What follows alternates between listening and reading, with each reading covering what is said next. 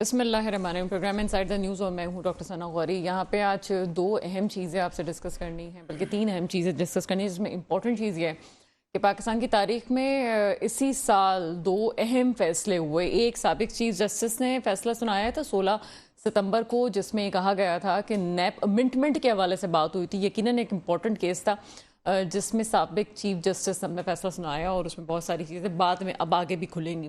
آج practice and procedure بل کے حوالے سے بات کی گئی اور اس کو قانونی قرار دیا گیا، اس کو مان لیا گیا، اور اس کے بعد اس کے خلاف تمام درخواستیں مسترد کر دی گئیں۔ اس میں جو قانونی پہلو ہے وہ یہ ہے کہ جو پہلے والے مقدمات تھے ان پہ یہ لاگو نہیں ہوتا۔ ظاہر سی بات ہے، اگر آپ پہلے والی شکوں کو اگر آپ کھولیں اور پہلے والی چیزوں کو لے کے دیکھیں تو ریکارڈ ایکٹ کی ہی بات آپ کر لیں۔ ریکارڈ ایکٹ میں پہلے جو کچھ ہوا اس میں انٹرنیشنل کورٹ کا بھی فیصلہ اس میں آ گیا، تو اس کو مزید ہم کتنا چھیڑتے ہیں۔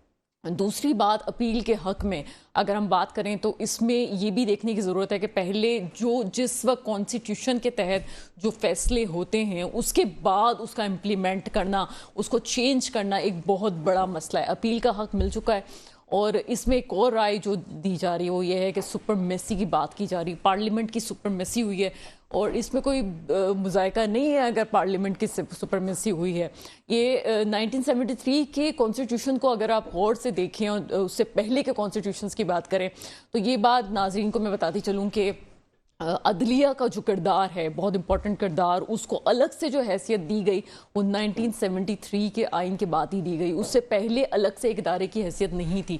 اس لحاظ سے اگر دیکھیں تو تمام ادارے، مقننہ، عدلیہ، انتظامیہ، یہ تمام وہ تین ادارے ہیں جن کے تحت پاکستان چل رہا ہے اس وقت، اور سب کی اپنی اپنی حیثیت ہے۔ لیکن پاکستان میں جمہوریت اور جمہوریت کے بعد پارلیمنٹ، پارلیمنٹ کے بعد کانسٹیٹیوشن، یہ تمام چیزیں امپورٹنٹ ہیں۔ کانسٹیٹیوشن میں امینڈمنٹ کرنا، چیزیں دیکھنا پارلیمنٹ کا کام ہے، اور پارلیمنٹ کی اگر سپرمیسی ہوئی ہے تو جمہوریت کو برقرار رکھنا اس کے لیے ضروری ہے۔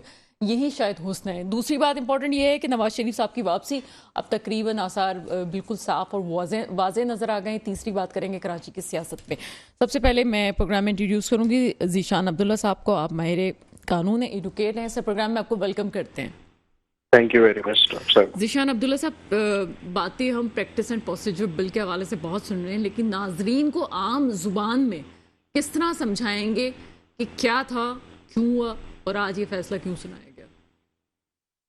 دیکھیں، اگر آپ سادے الفاظ میں کہتی ہیں کہ اس کو کیسے ناظرین کے لیے آپ کے سمجھایا جا سکے، تو بیسیکلی یہ پارلیمان نے قانون پاس کیا تھا جس قانون کے تحت سپریم کورٹ آف پاکستان میں جو اس کی پروسیڈنگ کو ریگولیٹ کرنے کا پروسیجر تھا، اس کے حوالے سے کچھ پروویژنز ڈالی گئی تھیں کہ کس طرح وہ ریگولیٹ ہوگا، اور ایک رائٹ آف اپیل دیا گیا تھا جو سپریم کورٹ کا اختیار ہے آرٹیکل 184(3) میں۔ اس کو عام الفاظ میں ہم سمجھتے ہیں کہ سو موٹو لینے کا اختیار ہے، اس کے لیے اس آرڈر کے خلاف ایک اپیل پرووائڈ کی گئی تھی۔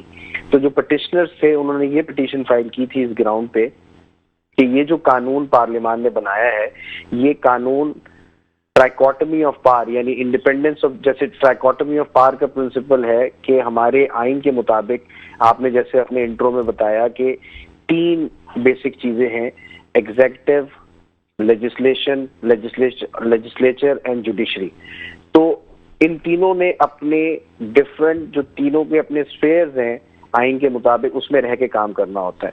تو پٹیشنرز کا مقدمہ یہ تھا کہ پارلیمان نے یہ قانون بنا کے سپریم کورٹ کے اختیارات میں مداخلت کی ہے، کیونکہ اپنے پروسیس کو، اپنے بزنس کو رن کرنے کے لیے سپریم کورٹ نے رولز بنانے کا اختیار آئین کے آرٹیکل 191 میں دیا ہوا ہے، اور سپریم کورٹ نے اس کے تحت اپنے رولز بنائے ہوئے ہیں جو رولز کہلاتے ہیں سپریم کورٹ رولز 1980۔ اب یہ بحث، جو مین فوکس تھا بحث کا اس پورے مقدمے میں، وہ یہ تھا کہ کیا یہ ترامیم سادہ قانون سازی سے ہو سکتی ہیں یا اس کے لیے آئینی ترمیم کی ضرورت ہے۔ تو جو فیصلہ آج ہمارے پاس سامنے آیا ہے اس میں تو اس کو آئینی قانون قرار دیا گیا، 10 ججوں نے 10-5 کے ریشو سے اس کو ڈکلیئر کیا گیا ٹو بی ویلڈ۔ پھر اس کے بعد اب آ جائیں اس میں جو رائٹ آف اپیل دیا گیا، اس میں فیوچر کے لیے 9-6 کا فیصلہ ہے، اس میں انہوں نے کہا کہ فیوچر میں 184(3) میں جو بھی آرڈر پاس ہوگا اس کی اپیل فائل ہو سکتی ہے ودن 30 days۔ لیکن جہاں تک پرانے کیس جو آلریڈی ڈیسائیڈ ہو چکے ہیں اس میں جو میجورٹی کا فیصلہ ہے وہ یہ ہے کہ پرانے کیسوں کے لیے نہیں ہو سکتی. تو بیسیکلی جو بہت سالوں سے ہم اپنے پاکستان میں دیکھ رہے تھے کہ سپریم کورٹ سو موٹو کا اختیار چیف جسٹس جو بھی چیف جسٹس پاکستان آتے تھے وہ اپنی سوچ اور سمجھ کے مطابق، یا آپ اس کو اس طرح لے لیں کہ اپنی خواہش کے مطابق کیسوں میں سو موٹو لیتے تھے، اور سو موٹو لینے کے بعد وہ ایک قسم کی وہ مطلب اس طرح کا ماحول تھا کہ جیسے کچھ جوڈیشل ڈکٹیٹرشپ کا ماحول تھا. اور اس جوڈیشل ڈکٹیٹرشپ کی وجہ سے بہت سے ایسے فیصلے آئے جس کے خلاف کیونکہ اپیل نہیں تھی، اور وہ فرسٹ اینڈ فائنل کورٹ تھی، اور اس میں لمیٹڈ ایک ریویو کا رائٹ تھا. وہ ریویو میں تو بہت کم اسکوپ ہوتا ہے، ریویو 99.9% ڈسمس ہوتے ہیں. تو ان فیصلوں کے جو ریپرکشنز آئے، جو ریپل افیکٹس آئے، وہ بہت عرصے سے تمام یہ چیز بحث مطلب زیر بحث تھی کہ کوئی نہ کوئی رائٹ آف اپیل ہونا چاہیے، ورنہ اس طرح کے فیصلے اگر 3 جج 2 جج بیٹھ کے کریں تو اور اس پہ پورے پاکستان اسٹیک پہ چلا جائے تو وہ بڑا ڈیفیکلٹ سچویشن ہمیں فیس کی ہے. خاص طور پہ اگر میں آپ کو 2-3 کیسوں کی مثال دوں، اسٹیل مل کا کیس آیا، اسٹیل مل کی نشکاری ہو رہی تھی، اس پہ سو موٹو لیا گیا، اور بعد میں اس ڈیل کو، اس ٹرانزیکشن کو، اس پرائیویٹائزیشن کو سپریم کورٹ نے 184(3) میں اسٹرک ڈاؤن کیا، جس کا کانسیکوینس یہ ہوا کہ وہ ادارہ آج اگر ہم دیکھیں تو وہ بالکل تباہ ہو چکا ہے، مطلب اس ادارے میں کچھ نہیں بچا. پھر اس کے بعد آپ کے سامنے ایک مثال ریکوڈک کی ہے. ریکوڈک میں آپ سپریم کورٹ نے 2013 میں جو 12 میں فیصلہ دیا، اس فیصلے کے مطابق انہوں نے جو ایگریمنٹ 1994 میں ٹائٹن کے ساتھ ہوا تھا، اس ایگریمنٹ کو کالعدم قرار دیا 25 سال کے بعد، جب اس وقت تک وہ کمپنی پاکستان میں جو گولڈ مائنز کی ایکسپلوریشن کا کام تھا وہ کر چکی تھی. اتنے سالوں کے بعد اس کو سپریم کورٹ نے کہا نہیں جی 94 میں جو معاہدہ ہوا تھا وہ غلط تھا. تو اس کا بھی ہم نے سب نقصان دیکھا کہ انٹرنیشنل کورٹ میں وہ گئے، اور وہ انٹرنیشنل کورٹ میں وہ فیصلہ ہمارے خلاف آیا، اور آج ہم اس سب کے ثمرات ہم پہ بہت نیگیٹو آئے. تو میرے خیال سے اس چیز کی تو شدت سے ضرورت محسوس ہو رہی تھی کہ کوئی نہ کوئی ایسا. ذیشان، ایک ماہر قانون کی حیثیت سے ظاہر سی بات ہے اب تو فیصلہ آ گیا، ہم اس پہ کوئی بات نہیں کر سکتے، لیکن اختلافی نوٹ ابھی میں دیکھ رہی ہوں کہ جسٹس اعجاز الحسن، جسٹس منیب اختر، جسٹس مظاہر نقوی، جسٹس عائشہ ملک اور جسٹس شاہد وحید کی جانب سے اختلافی نوٹ بھی آیا. میں آپ سے پوچھنا چاہوں گی ماہر قانون کی حیثیت سے، آپ کیا سمجھتے ہیں ٹھیک ہے؟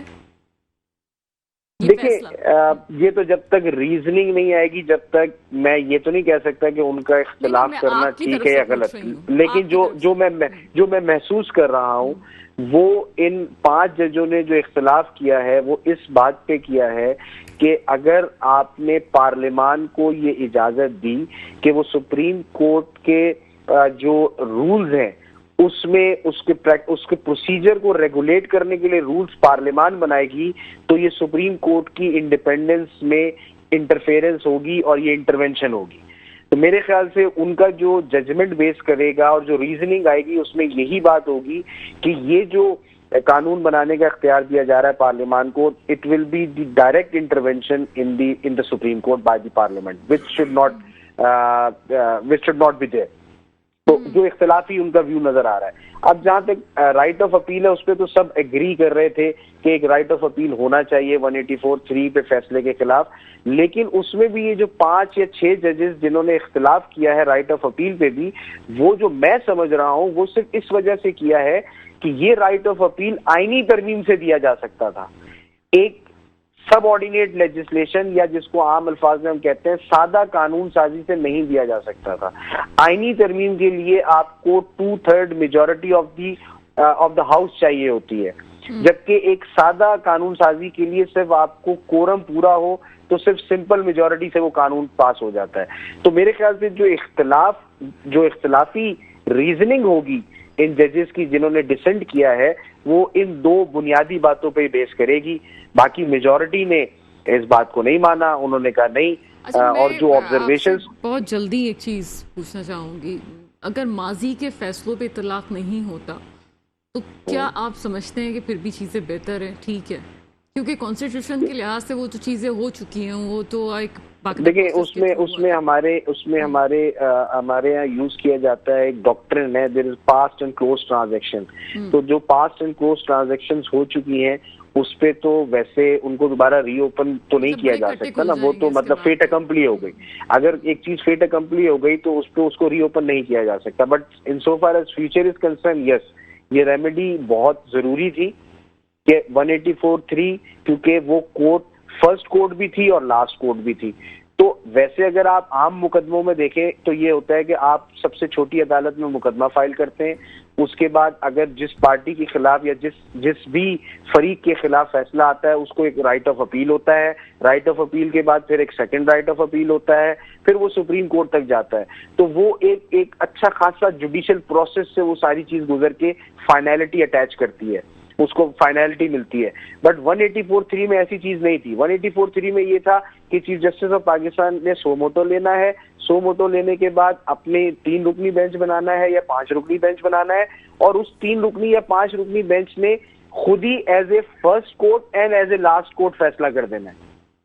تو بہت بہت شکریہ ذیشان عبداللہ میرے ساتھ ہے پروگرام میں، اور موضوعات پہ بات کریں گے. مجھے پروگرام میں جوائن کیا ہے اس وقت فیاض قائم خانی نے، آپ کا تعلق MQM سے. سر پروگرام میں آپ کو ویلکم کرتے ہیں. اور ساتھ ہی میں جوائن کیا ہے عظمیٰ فاروقی صاحبہ نے، آپ کا تعلق GTA سے ہے. میں نے پروگرام میں آپ کو ویلکم کرتے ہیں. اور ہمیں فراز لاکھانی صاحب پیپلز پارٹی سے بھی جوائن کریں گے. لیکن یہاں وقت ہوا ہے چھوٹے سے بریک کا، بریک کے بعد مزید بات کرتے ہیں. بریک کے بعد آپ کے سامنے حاضر ہیں. 76 ایئرس کی سیاست میں اس وقت جو سب سے بڑا بول چال ہے وہ یہ ہے کہ عوام پہلی دفعہ، یہ بات اگر کوئی مجھے کہے کہ پہلی دفعہ آپ کیسے کہہ سکتے ہیں، لیکن شاید پہلی دفعہ سیاسی طور پہ ایک ان کو علم آیا ہے کہ ان کو کرنا کیا ہے. جمہور کو اگر یہ پتا ہو کہ ان کو ووٹ کیا دینا ہے اور کس طرح سے آگے ہوگا، اور اگر کوئی فیصلے ان کی تقدیر کے کوئی کرتا ہے تو ان کو اپنی تقدیر کیسے ہاتھ میں لینی ہے، یہ ایک تھوڑا چینج ہم پاکستان میں دیکھ رہے ہیں. اگر کوئی ایسا کہے کہ اگر جمہور کو بھی عقل آ جائے تو اس کے بعد چیزیں کیسے بدلیں گی، جبکہ فیصلہ ساز ایسا نہیں چاہتے، تو اس وقت تھوڑا سا اختلاف میں کروں گی. چیزیں بدلتی ہیں، پاکستان عوام سے ہے، اور عوام اگر کچھ چاہتی ہے تو اس کے فیصلوں کا احترام ضروری ہے. یہاں پہ نواز شریف صاحب کی واپسی ایک ٹرننگ پوائنٹ ہے، لیکن سوال وہی اٹھتا ہے کہ جو معاشی خوشحالی کا نعرہ لگاتے ہیں، اچانک سے احتساب کی بات کرتے کرتے معاشی خوشحالی اور کی بات کی جاتی ہے، تو 16 ماہ گورنمنٹ کس کی تھی، یہ بھی ایک کوشچنائز ہوتا ہے. کراچی کے ایشوز پہ بھی بات کریں گے. اس وقت سب سے پہلے فیاض قائم خانی کی طرف چلتے ہیں. جی فیاض قائم خانی صاحب، ایک جمہوری لیڈر کا واپس آنا جمہوریت کے تسلسل کے لیے کیا سمجھتے ہیں؟ اور پہلی بات جو آپ کی مسکراہٹ یہ بتا رہی ہے کہ آپ سمجھتے ہیں کہ آئیں گے کہ نہیں آئیں گے؟ آنا چاہیے ان کو، پاکستانی ہیں، 3 دفعہ کے وزیر اعظم ہیں، ابھی 16 مہینے حکومت کر چکے ہیں.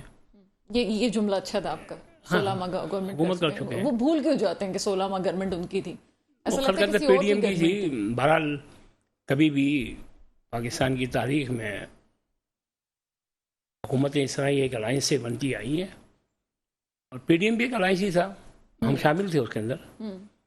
لیکن آنے کا آپ تو ہر اپوزیشن میں اپوزیشن کرتے ہیں نا، جو اپوزیشن میں اس کی اپوزیشن کرتے ہیں. بات یہ ہے کہ نواز شریف کا آنا یا نہ آنا، ہمارا ماننا یہ ہے کہ انتخابات منصفانہ، صاف شفاف ہونے چاہیے، وقت پہ ہونے چاہیے.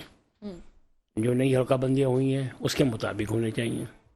سیٹسفائی ہیں آپ کس چیز سے؟ کراچی کی حلقہ بندیوں سے؟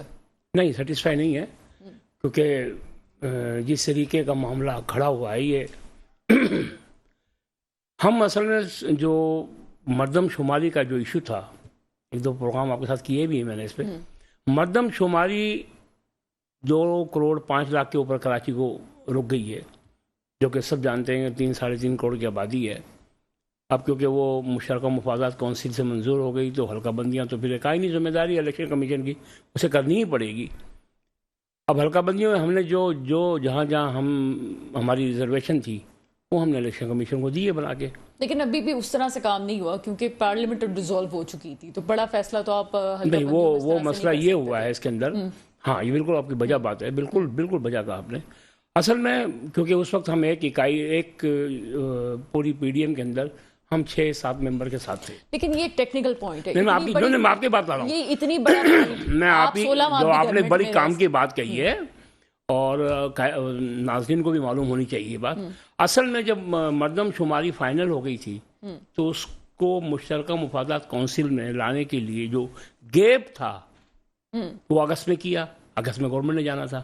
اگر یہی مشترکہ مفادات کونسل میں آپ شروع میں لے آتے جولائی کے اندر، سپوز کہ جولائی میں لے آتے، تو جولائی میں لانے کے بعد جو نا آٹومیٹکلی اسمبلی موجود تھی، ٹھیک ہے، اسمبلی موجود تھی، اس مردم شماری کے، اب دیکھیں میں ایک مثال دوں، کراچی کے اندر 40 اس وقت نہیں کیا نا، نہیں کیا، دیکھیں اس لیے کہ اس میں پیپلز پارٹی کے خلاف تھی، ٹھیک ہے، پیپلز پارٹی تو کہتی ہے ہم سب سے پہلے مردم شماری کے معاملے میں پیپلز پارٹی کے خلاف تھی، مشترکہ مفادات کونسل میں تو حلقہ بندیاں ہونی تھی نا.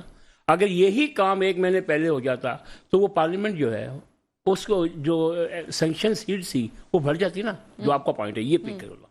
اب ایک قومی اسمبلی کی 3 صوبائی اسمبلی کی کراچی میں بڑھی ہے، اور 2017 سے 2023 کے درمیان میں 45 لاکھ لوگ بڑھے ہیں.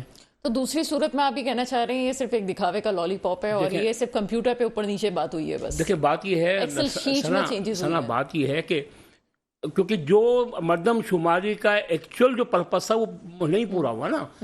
حلقہ بندیاں کوئی ایشو نہیں تھا، حلقہ بندیاں تو ہونی تھی، لیکن جو اب 5 کروڑ لوگ بڑھے ہیں وہ کہاں گئے؟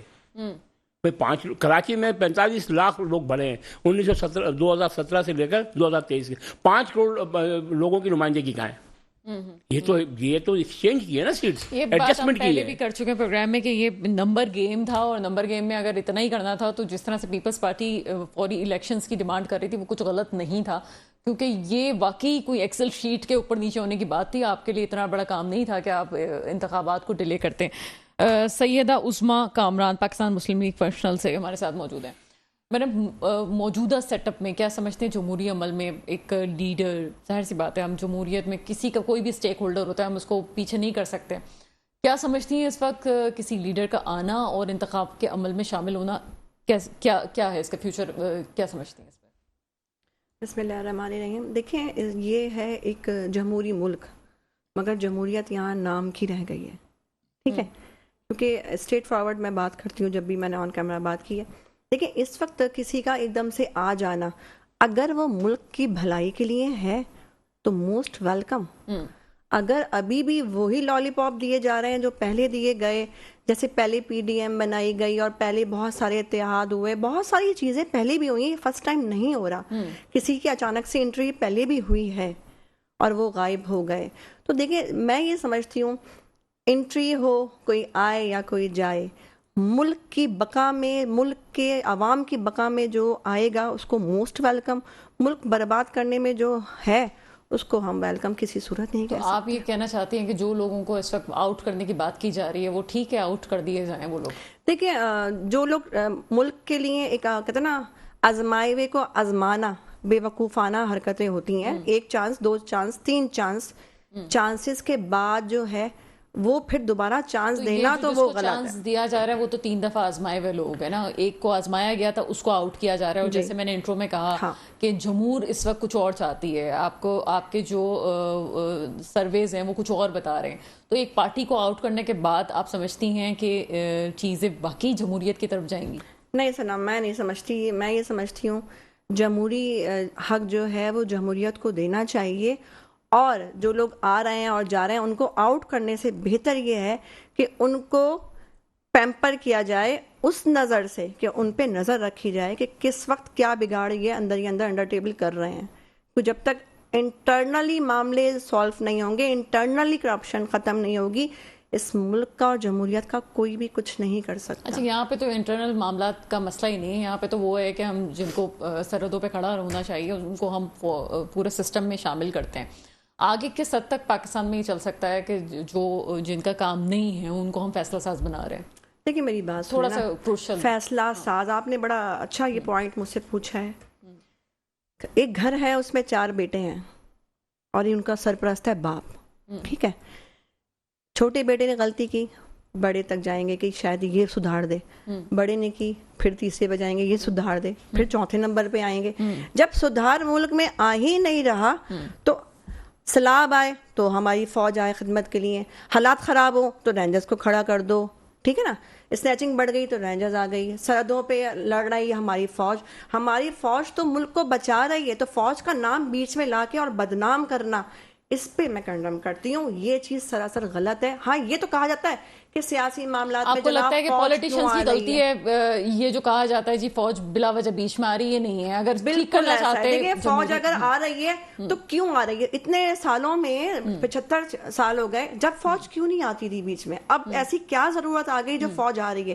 فوج کو دراصل بدنام کرنے کی کوشش ہے. یہ تو 76 سالوں سے آ رہی ہے فوج. دیکھیں میری بات سنیں، میں اگر کہوں کہ میرے گھر کا دروازہ جب تک میں اوپن نہیں کروں گی، جب تک آپ انٹر نہیں ہو سکتی، سیاست کا بھی ایک ڈومین ہے نا، جب تک آپ کسی کو انٹری نہیں دیں گے، جب تک آپ کی سیاست میں کوئی انٹری نہیں کرتا. سیاستدانوں نے خود ایسا کام نہیں کیا کہ وہ لوگ پیچھے ہٹتے، کہ وہ ظاہر سے سیاست میں آپ رکھا کیا ہے؟ سیاست میں ملک سے کھاؤ پیو اور باہر بھاگ جاؤ. سیاست آپ نے کرنی پاکستان پہ، رہنا آپ نے باہر ہے. میرا کوئی فوجی بھائی جو ہے کیا سیاست کے کیا اپنی ڈیوٹی کے دوران باہر سرحدوں سے باہر جاتا ہے؟ ڈیوٹی کے بعد دیکھیں اس کو اختیارات ہے، وہ جہاں چاہے جائے، وہ آزاد ہے نا. آن ڈیوٹی کے ہوتے ہوئے کیا وہاں جا کے رہتے؟ عظمیٰ صاحبہ کیا آپ کو علم ہے کہ اگر کوئی ایسی پوسٹ پہ ہے کسی بھی ملک میں جس کو پاکستان کے بارے میں یا کسی بھی ملک کے بارے میں اس کے انٹرنل معاملات کا وہ رازوں کا پتہ ہے، اس کو باہر ملک جانا ہی نہیں چاہیے، کیونکہ اس کی جان کو بھی خطرہ ہو سکتا ہے، اس سے راز بھی لیے جا سکتے ہیں. کیا اس پوائنٹ پہ کبھی سوچا گیا؟ دیکھیں باہر جانے کی کوشش کیوں پیش آتی ہے؟ آپ علاج کے لیے باہر بھاگ جاتے ہیں، آپ ٹریٹمنٹ کروانا ہے، بیوٹی ٹریٹمنٹ کروانا ہے، آپ باہر بھاگ جاتے ہیں. آپ کی کانفرنسز ہو رہی ہیں، آپ باہر جا کے چلیں 1 ہفتہ 2 ہفتہ، آپ پورے مہینے 6 سال اسمبلی میں بیٹھ کے، آپ میں کہتی ہوں 6 مہینے سال آپ اسمبلی سے آؤٹ رہتے ہیں. کوئی فوجی تو بتائیں ذرا آؤٹ رہتا ہے اگر وہ سرحدوں سے؟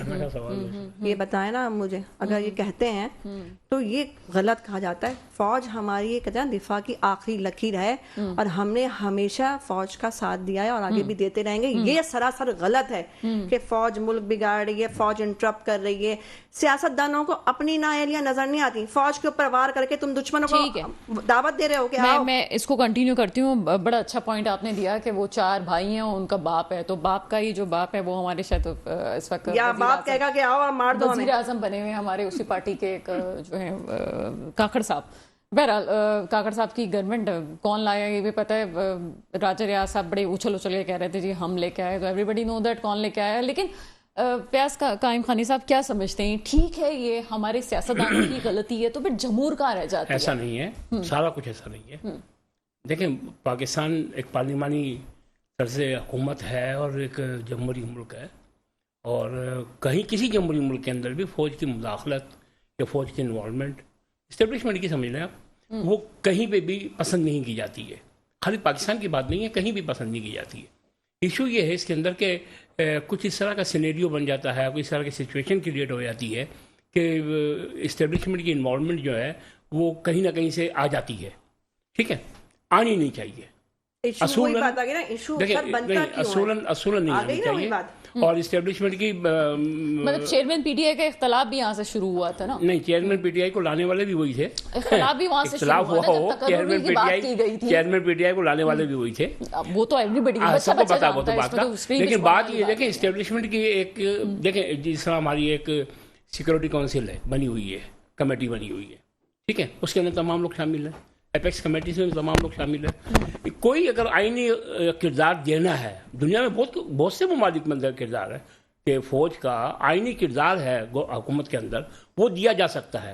ٹھیک ہے، یا تو پھر اس طرح کی قانون سازی کی جائے کہ ٹھیک ہے، جس طرح یہ ہم نے اپیکس کمیٹیز میں قانون بیٹھے ہوئے ہیں نا، اسی طریقے سے جو ہماری سیکورٹی کی کمیٹی ہے اس میں لوگ قانون بیٹھے ہوئے ہیں نا. اس طریقے سے کوئی قانونی رول ڈکلیئر کیا جائے کہ بھئی ہاں یہ رول ہے اس چیز میں جو ہے نا اسٹیبلشمنٹ آ سکتی ہے. نہیں، کوئی بھی ڈکلیئر نہیں ہے.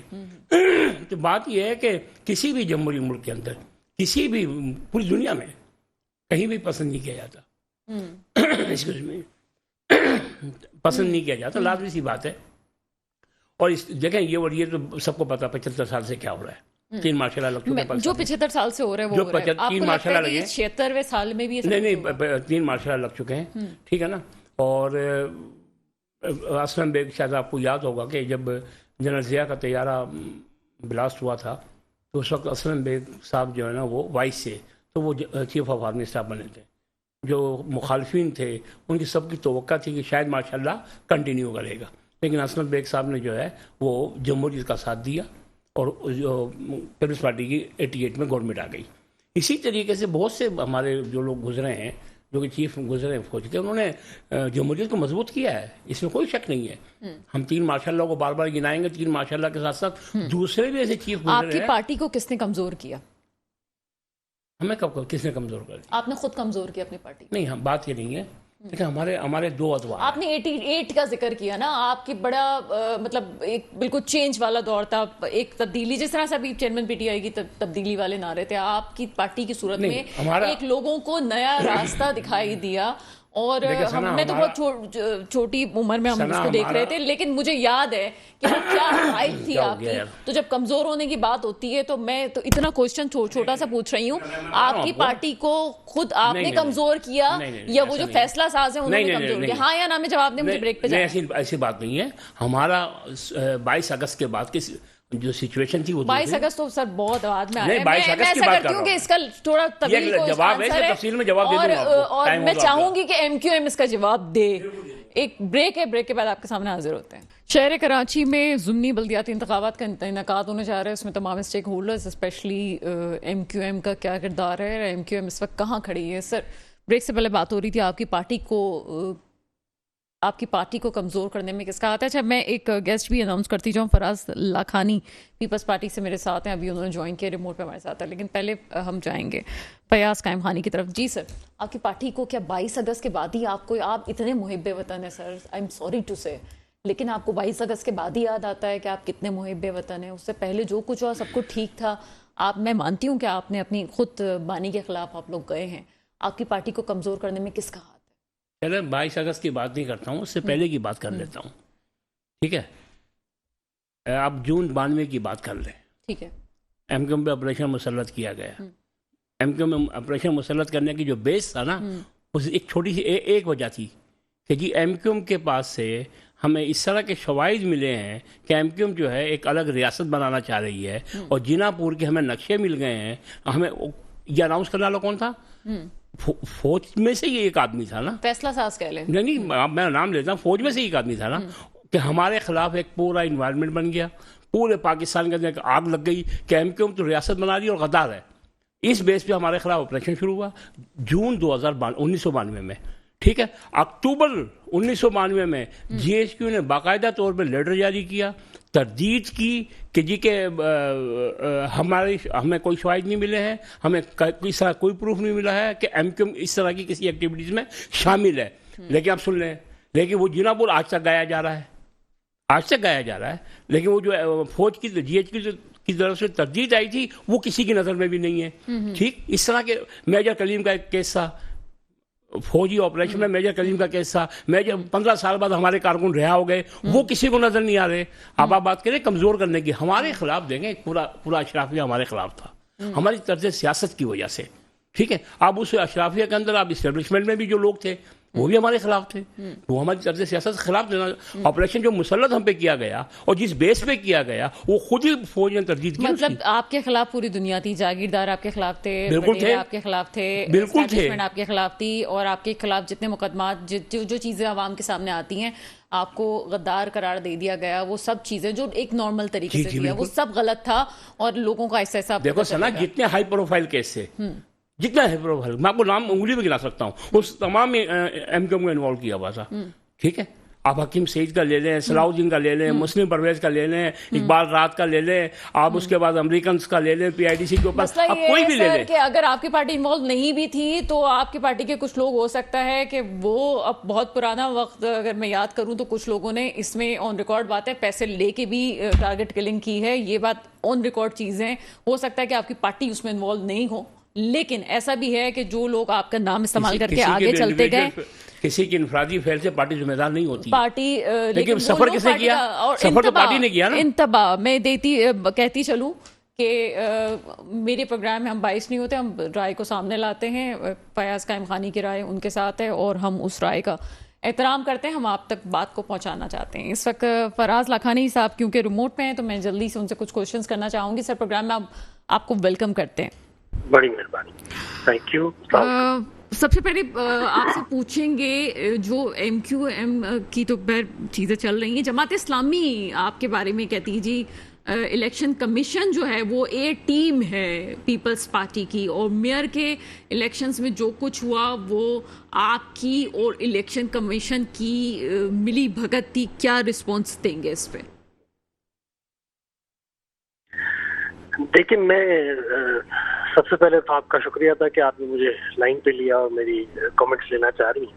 तो मैं इधर यहाँ से ये स्टार्ट करना चाहूँगा। नईमुर रहमान साहब के बारे में तो आपको पता है ना कि वो जो ना चांद भी हासिल करना चाहते हैं, बोलते हैं चांद भी हमारा है, सूरज भी हमारा है, सब चीजें हमारी। तो मैं इधर ये कहूँगा कि उनकी जो बातें हैं वो दिल पे ना ले, उनको सीरियस ना ले। अच्छा। उनकी वो बातें हैं जो ना हवाई बातें।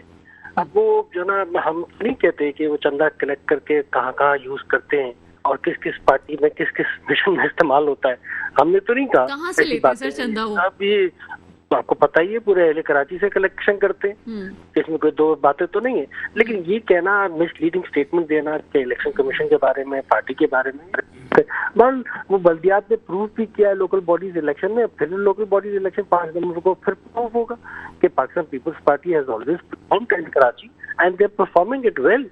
वो तो नजर आ रहा है हेल्थ सेक्टर में और दूसरे सेक्टर्स में कि हम जो डेवलपमेंट का काम कर रहे हैं वो, मेरा ख्याल है कराची में ही। आप देखें NICVD किधर है, कराची में ही है। जिना में साइबर नाइस कराची में ही है मेरा ख्याल है, जहाँ पे फ्री इलाज हो रहा है।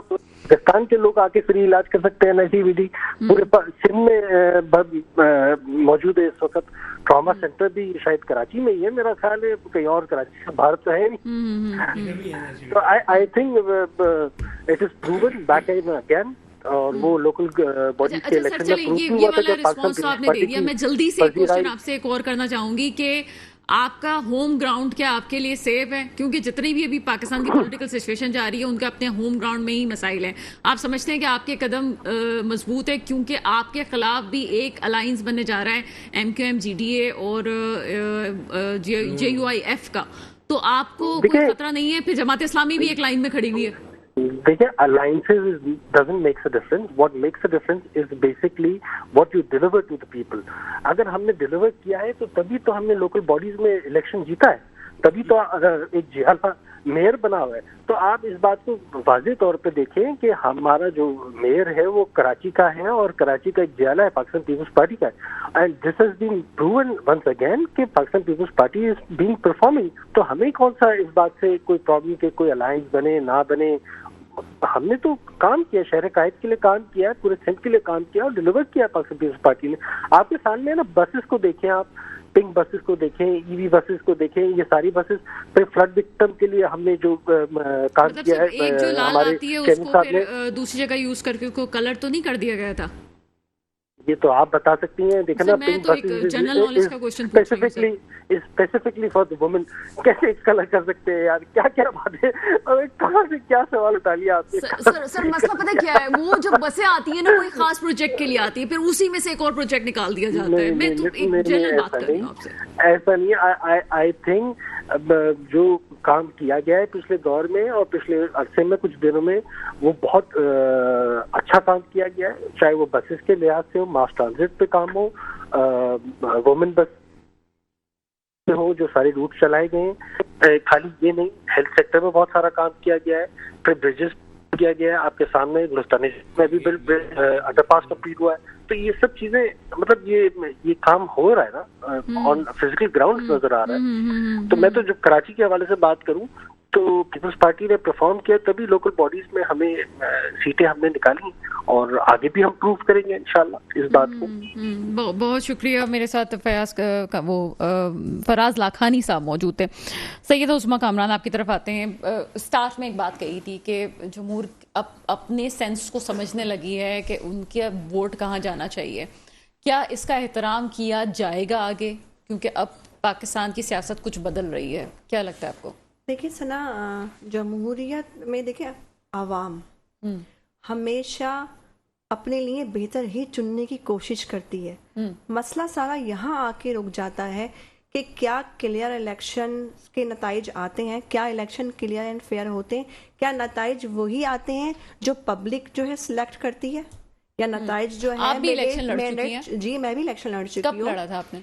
मैंने 2018 में PS 94 से इलेक्शन लड़ा है, कराची में PS 94 लांडी से मैं इलेक्शन लड़ा है, और बकायदा मैंडेट हमारा ऐसे भी मिला, आपको पता है नालों के अंदर से बैलेट बॉक्स मिले हैं, वो सब क्या। तो फिर आप थोड़ी देर पहले जो तारीफ कर रही थी और कुछ एक बात कर रही थी, तो उस पे क्या कमेंट करेंगे? देखिए तारीफ की अगर बात कहें, तारीफ तो दिल से हम साथ मैं ये कह रही हूँ कि जो आप वो होता है, आप एक ही चीज को पॉइंट रेज करके कि फौज यूं फौज आपने अभी नाम लिया था ना, आपने एस्टेब्लिशमेंट कहा, आपने इदारे कहा, आपने कहा, ठीक है, आप उस पॉइंट को रख के सियासत पे अगर आप देखें किसने लिया, ये सब जानते हैं किसने लिया। क्या पीपल्स पार्टी ने मैंडेट चोरी नहीं किए थे? अभी भी पीपल्स पार्टी 2018 के इलेक्शन में आपको पता है क्या हुआ था? मेरे वहां से, मेरे हल्के से पीपल्स पार्टी के ही कोई जो है वो मुंतखब हुए थे। देखिए मसला ये आता है कि मैंडेट चोरी होना मसला नहीं है, मैंडेट जो बचता है ना उसमें भी अगर फेयर एंड क्लियर इलेक्शन हो जाए ना तो आप सही तरह से सिलेक्ट हो जाएंगे। मसला ये है आवाम में शऊर अब पहले से ज़्यादा है, आवाम मुंतखब करने का सेंस रखती है, मगर इलेक्शन तरीके से और वक्त पे हो जाए और उसमें कोई धांधली ना की जाए तो उम्मीद है कि यहाँ पर जमहूरी निज़ाम थोड़ा बेहतर होगा। ये चीज है। इलेक्शन कमीशन को चाहिए कि अपना काम बाखूबी ईमानदारी से अंजाम दें। सब देखिए हर महकमा सिर्फ इलेक्शन पाकिस्तान का हो चाहे पूरे वर्ल्ड का हो, मैं हर जगह की बात करूंगी, जब आप ईमानदारी और दयानतदारी से किसी चीज को मुंतखब करके और लेके चलते हैं तो उसका रिजल्ट जो है ना वो वेल एंड गुड आता है, बैडली तरफ नहीं जाता। तो अब मुल्क का जो हाल है ना वो बदतरीन है। मतलब इस वक्त सब सुन लेना चाहिए, अब मैंडेट को जिसका भी है, जो है स्टेक होल्डर है, उसको आगे लाना चाहिए। आप जो एक छोटा सा कमेंट मुझे चाहिए आपका फराज लाखानी साहब की बात पे, आप मेयर वाली बात पे क्या कमेंट है आपका? जी जाला है, है। और ये जो हमारे लाखानी भाई कह रहे हैं ना कि पीपल्स पार्टी ने डिलीवर किया है 15 साल के अंदर। लाखानी भाई सुन रहे हैं तो वो स्क्रीन पे सुन रहे होंगे। अच्छा 15 साल में जो है तकरीबन 13,000 अरब NFC अवार्ड की मद में पैसा लिया पीपल्स पार्टी ने। 15 साल अब कंटिन्यू हुकूमत करते हुए आ रहे हैं और आपको वोट मिला 3.25%। ये जो आपका मेयर है ये 3.25% का मेयर है, और अगर 3 करोड़ की आबादी लगा ली जाए तो 1.25% का मेयर है। सर वक्त चला जाएगा, मुझे समझे ना आप, एक कोई करते ना जगह ना फिर कमें बताऊं क्या बात कैसे होगी। बात ये है कि आवाम वोट क्यों देगी पीपल्स पार्टी को। कराची में कोई एक मेगा प्रोजेक्ट बता दें, 15 साल का एक मेगा प्रोजेक्ट बता दें, हैदराबाद का बता दें, मीरपुर खास का बता दें। जो हुआ है वो फेडरल से हुआ है। ये जो ग्रीन लाइन का ये फेडरल का है, ये फेडरल गवर्नमेंट का है।